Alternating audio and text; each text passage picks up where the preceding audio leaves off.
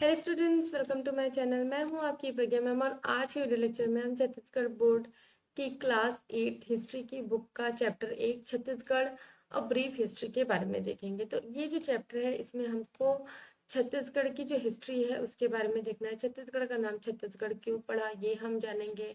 हम जो इम्पोर्टेंट जो पर्सनैलिटीज़ हैं जो हमारी हिस्ट्री से रिलेटेड हैं, छत्तीसगढ़ की हिस्ट्री से रिलेटेड है, उनके बारे में जानेंगे। इम्पोर्टेंट प्लेसेस को देखेंगे जो हिस्ट्री के संदर्भ में बहुत ही इम्पोर्टेंट है। ये सारी जगहों के बारे में भी हमको देखना है।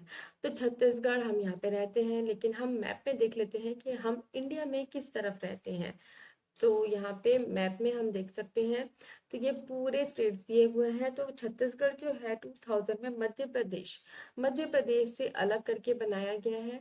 तो ये जो है साउथ ईस्टर्न साइड में है छत्तीसगढ़। ओके, तो रेड कलर में जो दिख रहा है आपको ये छत्तीसगढ़ है। और हम छत्तीसगढ़ का मैप भी देख लेते हैं। तो यहाँ पे हम देख सकते हैं छत्तीसगढ़ का मैप। तो यहाँ पे जो डिफरेंट डिस्ट्रिक्ट्स हैं ये सारे डिस्ट्रिक्ट्स इसमें पॉइंट आउट है। तो कमेंट में बताएं आप किस डिस्ट्रिक्ट से हैं। तो यहाँ पे आप अपना डिस्ट्रिक्ट देख पा रहे होंगे कि आप किस डिस्ट्रिक्ट से बिलोंग करते हैं। तो मैं रायपुर से बिलोंग करती हूँ। तो यहाँ पे रायपुर जो है मेरा डिस्ट्रिक्ट, जो यहाँ की राजधानी भी है। ओके, तो चैप्टर स्टार्ट करते हैं। तो in the center of India, situated adjacent to Madhya Pradesh, located at the southeastern part, this part of India is known as Chhattisgarh. तो सेंटर छत्तीसगढ़ जो है, जैसे कि मैंने अभी मैप में बताया, सेंटर पार्ट में इंडिया के और एडजेसेंट लगा हुआ है मध्य प्रदेश से। और ये जो है साउथ ईस्टर्न, जैसे कि मैंने दिखाया आपको मैप में, साउथ ईस्टर्न पार्ट जो है उससे साउथ इंडियन पार्ट में लोकेटेड है। तो इस पार्ट को क्या कहा जाता है? छत्तीसगढ़। तो हम मैप में एक चीज और देख लेते हैं कि इसके आजू बाजू कौन से स्टेट्स हैं। तो यहाँ पे मध्य प्रदेश है, उत्तर प्रदेश से लगा हुआ है, झारखंड से लगा हुआ है। देखिए, बिहार से नहीं लगा हुआ है, बिहार जो है अलग है। तो उत्तर प्रदेश से लगा हुआ है, झारखंड से लगा हुआ है, उड़ीसा से लगा हुआ है, तेलंगाना से लगा हुआ है और महाराष्ट्र से लगा हुआ है। तो कितने स्टेट हो गया? 1 2 3 4 5 6 स्टेट से घिरा हुआ है हमारा छत्तीसगढ़।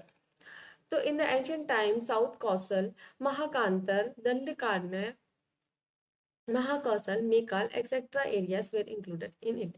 तो जब पुराना समय था, जब एंशियंट टाइम्स था, एंशियंट हिस्ट्री में जो साउथ कौशल है, महाकांतर है, दंडकारण्य है, महाकौशल, मेकाल, ये सारे एरियाज जो है छत्तीसगढ़ के अंडर हुआ करते थे। During the Kalchuri periods, according to the number of forts of the ruling kings, was named as Chhattisgarh. In Ratanpur state, there were 18 forts, and also in Raipur state, there were 18 forts. River Mahanadi and Shivnath were the border. तो यहाँ पे जब cutlery rulers का जब period हुआ करता था, वहां पे जितने किले उन्होंने बनाए थे, जो रूलिंग किंग्स थे, उनके पास जितने किले थे उसके आधार पर जो है छत्तीसगढ़ का नाम रखा गया था। छत्तीस मतलब होता है 36, गढ़ मतलब फोर्ट। तो 36 फोर्ट्स, उनके पास 36 फोर्ट्स से कल्चरल पीरियड्स के जो राजा है, इसलिए इसका नाम जो है छत्तीसगढ़ रखा गया है। तो ये जो छत्तीसगढ़ है, ये जो रतनपुर वाला स्टेट है, वहाँ पे 18 किले थे, 18 फोर्ट से। और रायपुर वाला जो स्टेट है वहाँ पे 18 किले थे। और जो रिवर महानदी और शिवनाथ है वो इसके बॉर्डर हुआ करते थे। तो proof of civilisation of early man can be seen at Singhanpur, at Raigarh, Kabra Mountains form of art in Chitwa Dongri at Durg, Saur at Balod Dhamtari Road, Mujgahan, Karka Bhat, and also at Basna Saraipalli near Barilla village, we can see the tombs in the form of stone pillars. तो यहाँ पे जो civilisation के जो early man, ठीक है, जो chapter आपने क्लास 6 में पढ़ा था अर्ली मैन वाला, तो इसकी वो जो सभ्यता, अर्ली मैन वाली जो सभ्यता हमारे छत्तीसगढ़ में भी थी, और इसके जो प्रूफ है वो इन जगहों में मिल जाते हैं। जैसे कि सिंघान सिंघानपुर ऑफ रायगढ़ हो गया, काबरा माउंटेन हो गया, ये सारे जगहों में जो है हमको ये जो अर्ली मैन जो है, अर्ली सिविलाइजेशन है, इनकी छाप देखने के लिए मिलती है। तो Rajim is known as holy pilgrimage of Chhattisgarh. तो राजिम को यहाँ का तीर्थ कहा जाता है, छत्तीसगढ़ का तीर्थ कहा जाता है। ठीक है।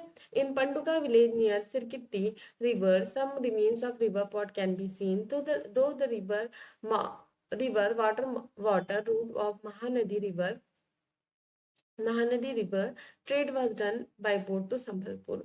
तो यहाँ पे एक पंडुका विलेज है जो सिरकिट्टी रिवर के पास में है। वहां पे हमको ये मिलता है कि वहां पे पोर्ट हुआ करता था, रिवर पोर्ट हुआ करता था, मतलब बंदरगाह हुआ करता था। और ये जो रिवर वाटर रूट, जहाँ से महानदी का जो रिवर वाटर रूट है, इससे ये माना जाता है कि ट्रेड हुआ करता था। जो संबलपुर वाला जो एरिया है, संबलपुर कहाँ है, उड़ीसा में है, तो ट्रेड हुआ करता था बोट के थ्रू।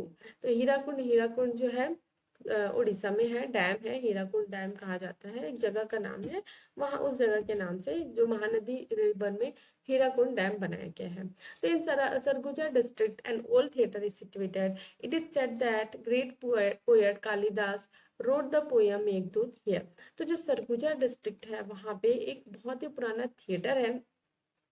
वहां पे जो थिएटर है, ये कहा जाता है कि जो कालिदास, जो कवि कालिदास थे, उन्होंने जो पोयम है मेघदूत, जो उनकी बहुत ही फेमस पोयम है, कहा जाता था कि जब कालिदास ये पोयम बोलते थे तो बारिश होने लग जाती थी।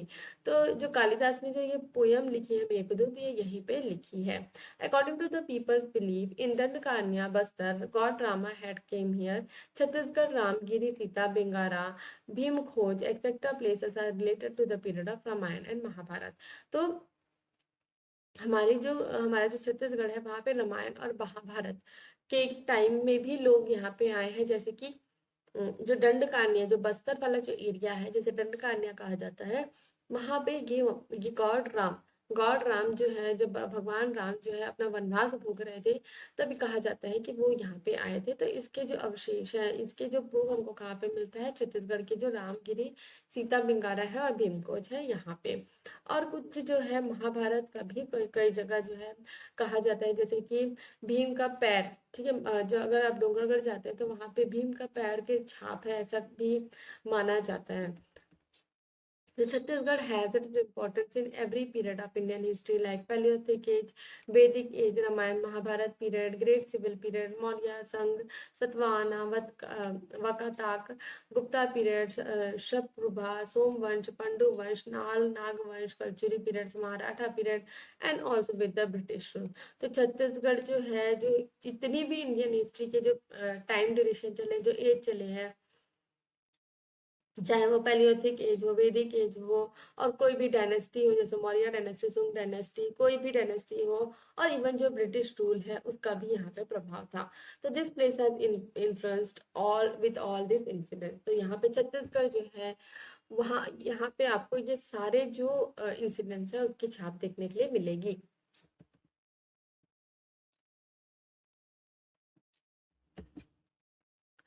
In Bilaspur region, remains of ancient sculpture and relics were found in Malhar village. Statue of popular Rudra Shiva at Talagaon, Lakshman temple made out of bricks in Sirpur, Rajiv Luchan temple at Rajim, Mahamaya temple at Ratanpur, Raipur and Ambikapur, Danteshwari temple of Dantewara, Shiv temple of Bhuram Dev, Ganesh temple at Barsur, Bastar are popular. तो यहाँ पे जो बिलासपुर, यहाँ पे जो ancient sculptures और रिलीक्स है, ये काफी जगह पे आपको देखने के लिए मिल जाएंगे। जैसे कि बिलासपुर रीजन में जो है मल्हार विलेज है, जहाँ पे स्टैचू है पॉपुलर रुद्र शिव की, जो कि तालागांव नाम के जगह पे है। लक्ष्मण टेम्पल हो गया, राजीव लोचन टेम्पल हो गया, जहाँ महामाया टेम्पल हो गया, रतन देव में, रायपुर में भी महामाया मंदिर है, अंबिकापुर में है, दंतेश्वरी मंदिर हो गया जो दंतेवाड़ा में है, शिव टेम्पल हो गया जो पूनम देव में है, गणेश टेम्पल, बहुत ही बड़ी गणेश की मूर्ति है बालासुर बस्तर में, और मल्हार, सिरपुर, आरंग, राजिम, रतनपुर, बहुत सारे ऐसे जगह है जो रिलेटेड है जैनिज्म और बुद्धिज्म से।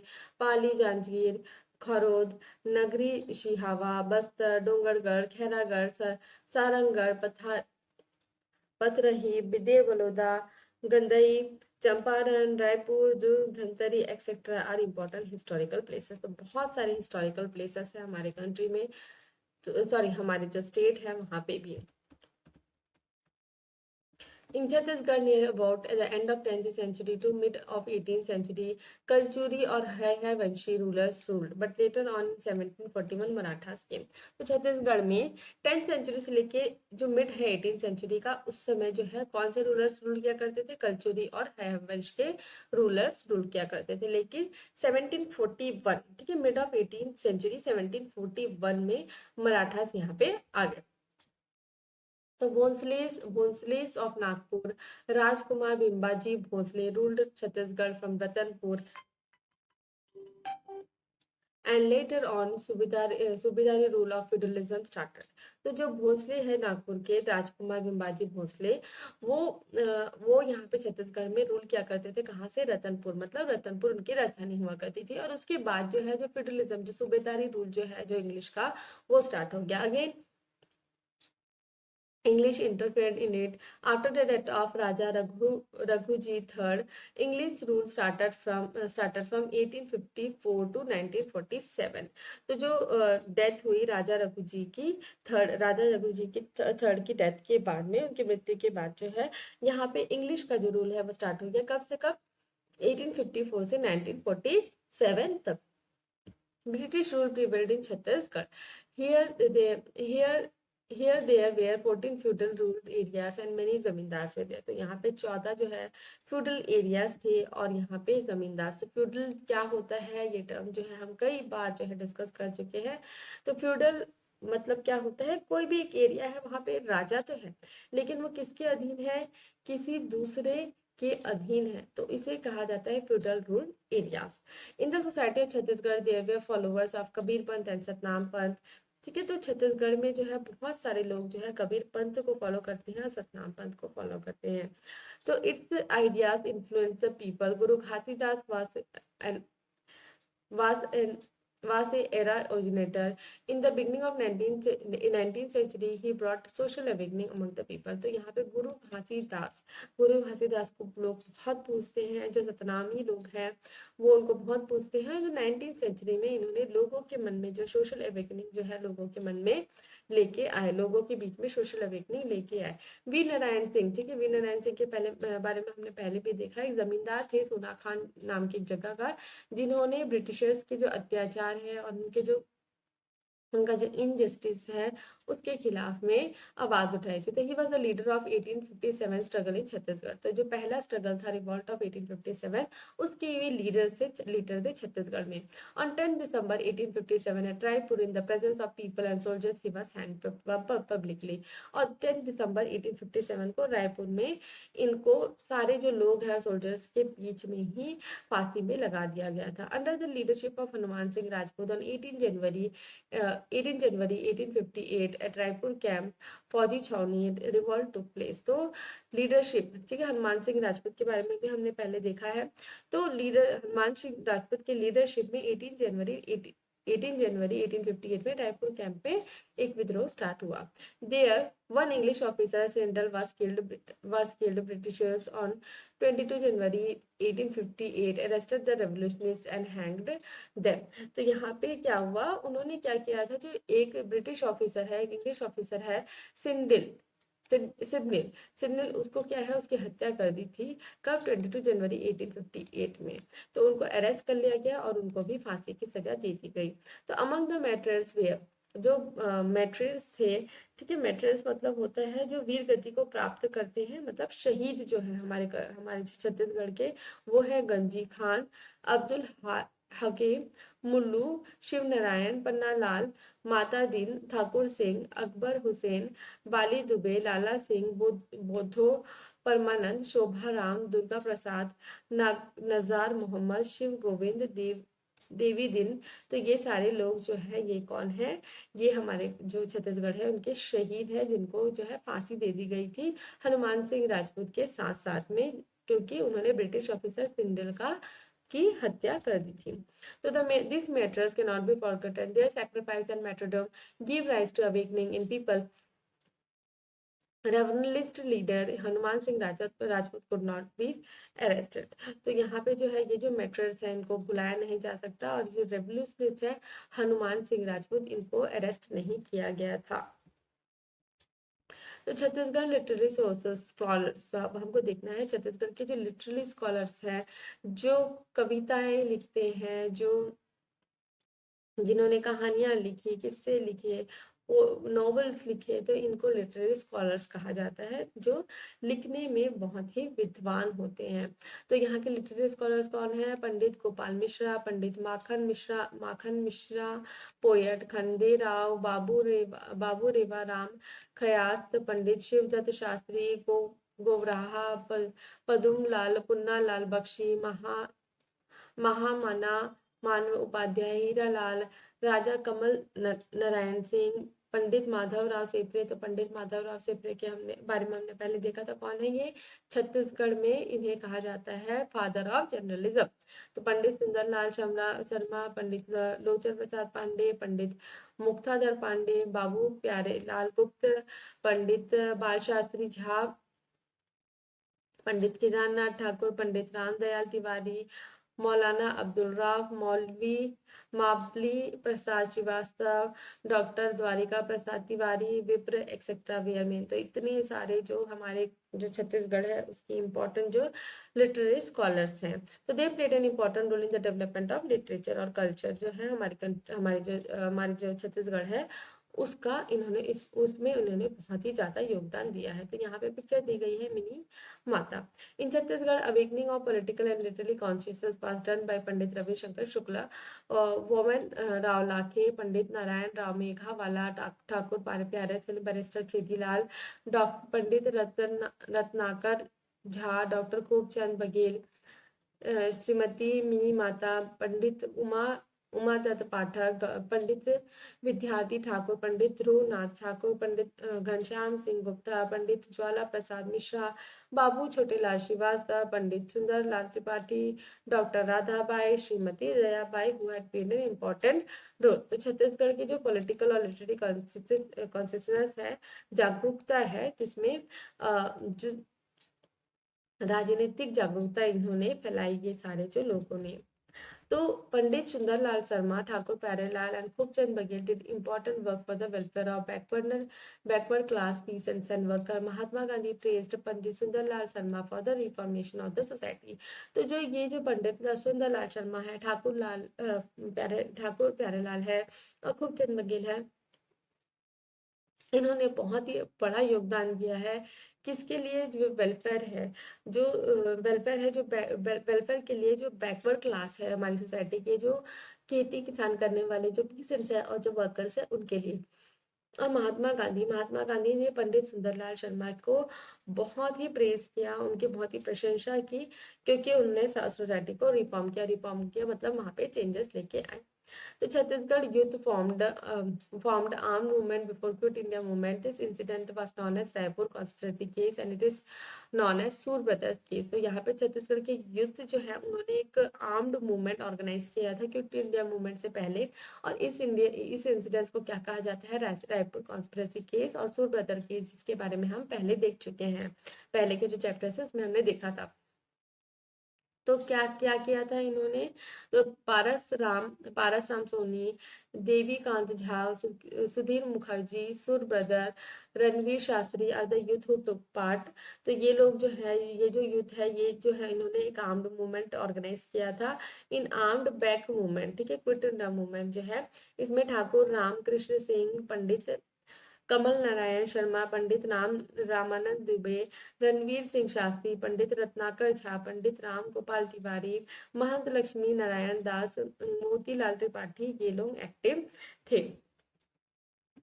तो Netaji Subhash Chandra Bose potential was also over Chhattisgarh. Barrister Chhedilal and baja master band master Tripuri were also active in Congress.